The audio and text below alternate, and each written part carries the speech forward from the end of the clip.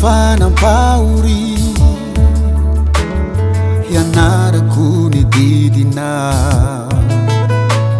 dia natsapako daty aory hay fitiavana no antony izao manaiky aory tompo e fa efa voakasika ao ny foko e ko manomboka izao ataoko say rehetra sitrapona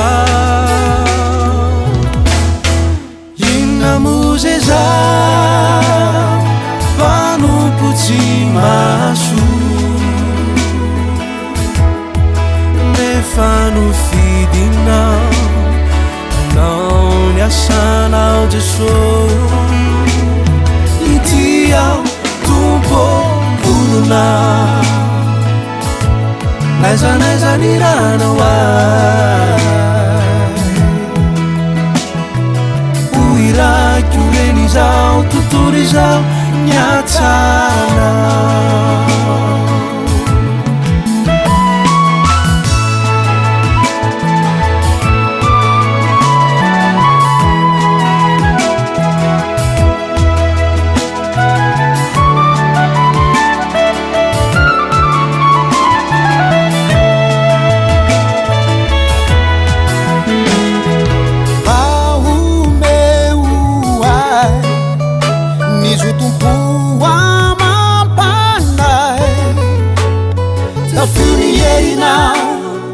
Jeso ti panompona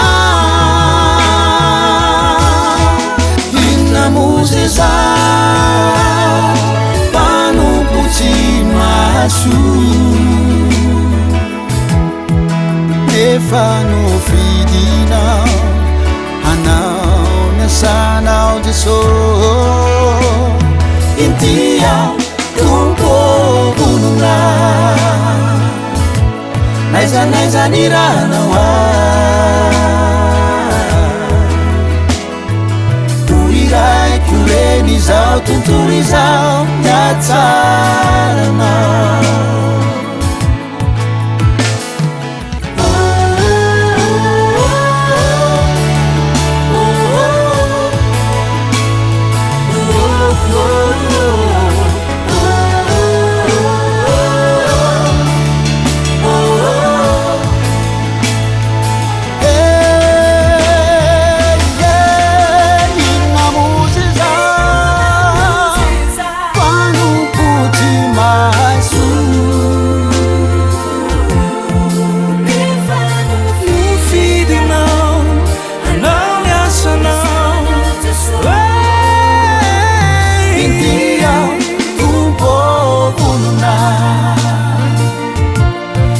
naiza ny ranao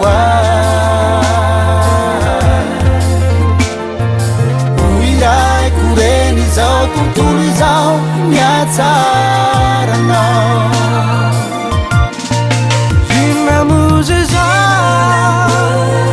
panompo tsy maso